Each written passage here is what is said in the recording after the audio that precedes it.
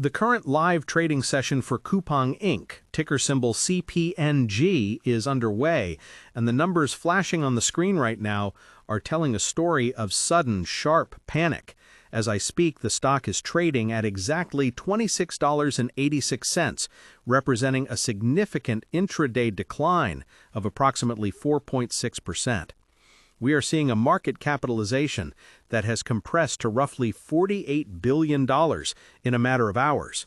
The stock opened the session near $27.30, attempted a brief push, and then the floor gave way, sending it tumbling to lows near $26.13 before finding this fragile stabilization where it sits now. This isn't just a red day, this is a high-volume liquidation event, with over 12 million shares already changing hands, significantly outpacing the standard morning volume we usually see for this e-commerce giant. If you are holding positions or watching from the sidelines, what you are witnessing is not standard volatility, it is a repricing event based on a fundamental shock to the company's reputation. Expectation versus reality. That is the lens we must use to understand what is happening this morning. The expectation for Coupang has been almost bulletproof for the last year.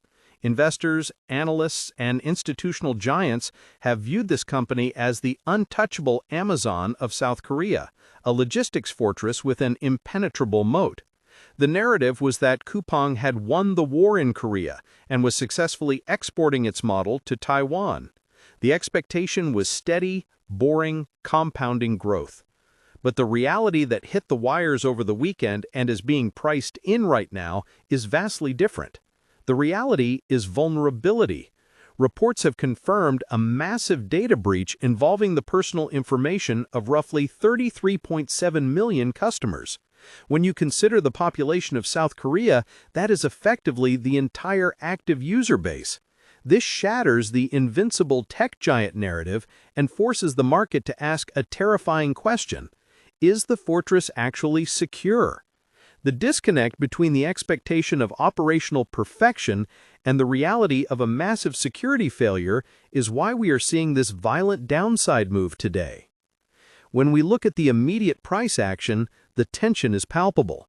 The stock had been enjoying a relatively strong run in 2025, with many investors viewing it as a safe haven in the volatile tech sector. However, this morning's gap down has broken several key technical support levels. We are seeing algorithms and retail traders alike hitting the sell button, fearing that this breach could lead to regulatory fines, a loss of user trust, or a slowdown in the subscription revenue that has been the engine of their recent profitability. The market hates uncertainty more than bad news, and right now the uncertainty regarding the financial fallout of this hack is at its peak. This isn't just about today's price. It's about the premium investors are willing to pay for a company that handles sensitive data for millions of people. Now, before we expand on the structural implications of this breach, I want to address those of you who might be scrambling to adjust your positions. Whether you are trading Tesla stock for its volatility or Apple stock for its stability, days like today remind us why platform choice matters. When a stock moves this fast, execution speed is everything. If you are using Robinhood, specifically the Robinhood app, you might be taking advantage of Robinhood fractional shares to dollar cost average into this dip, assuming you believe this is an overreaction. Robinhood stock trading has made it incredibly easy for retail investors to react to news like this instantly. On the other hand, if you are more of a long-term planner, you might be looking at this through the lens of Schwab Intelligent Portfolios or Fidelity Investments. Speaking of Fidelity, their ecosystem, ranging from Fidelity ETFs and Fidelity mutual funds to the robust Fidelity trading platform, is often where the institutional-grade retail investors hang out. If you are managing your own capital through individual brokerage accounts, you might be using Fidelity wealth management tools to assess whether this drop in coupon changes your long-term thesis. The Fidelity mobile app allows for quick checks, but the real analysis often happens on the desktop Fidelity trading platform, where you can see the depth of the sell orders piling up. It is fascinating to see how different demographics react to a crash like this. The younger, more active crowd might be on SoFi Invest, utilizing SoFi stocks or SoFi ETFs to get exposure, or perhaps even using the SoFi Robo-Advisor to automatically rebalance if this drop skews their portfolio. SoFi Active Investing has become a popular route for those who want a mix of automated help and manual control. Meanwhile, the sophisticated traders, the ones shorting this stock or hedging with options, are likely executing on interactive brokers. The interactive brokers' trading capabilities and the professional-grade interactive brokers platform are designed for exactly this kind of high-stress environment. Interactive brokers' fees are low, which matters when you are moving large blocks, and the interactive brokers' account structures allow for complex margin strategies that simple apps might not support. Regardless of whether you use investing sites like these or handle self-investing through a bank, the principle remains the same.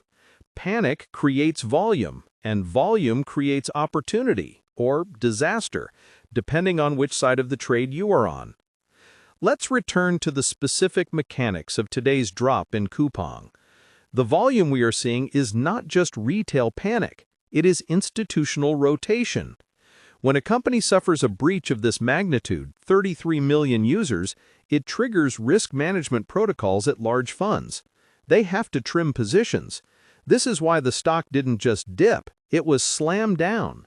The selling pressure is coming from entities that cannot hold a company with a massive, unquantified regulatory liability on its books.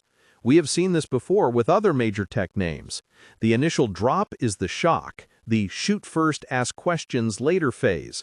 The subsequent days are where the real price discovery happens. Will the Korean government impose a fine that wipes out a quarter of earnings? Will users cancel their Rocket Wow memberships in protest? These are the unknowns that are capping any potential bounce today. To understand why this is such a critical blow, we have to look at what Coupang actually is. It's often lazy analysis to just call it the Amazon of Korea, but the comparison is useful for understanding the scale. Coupang doesn't just match buyers and sellers, it owns the infrastructure. They have built an end-to-end logistics network that is arguably more efficient than almost any other in the world, largely because South Korea's population density allows for it. They have over 100 fulfillment centers.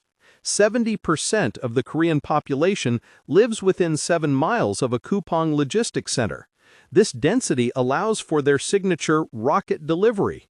Order by midnight, get it by 7 a.m. This is the moat everyone talks about. It's incredibly capital-intensive to build, which means it's incredibly hard for a competitor to replicate. But here's the catch. And this is where the expectation versus reality framework becomes vital again. The expectation is that this physical moat protects them.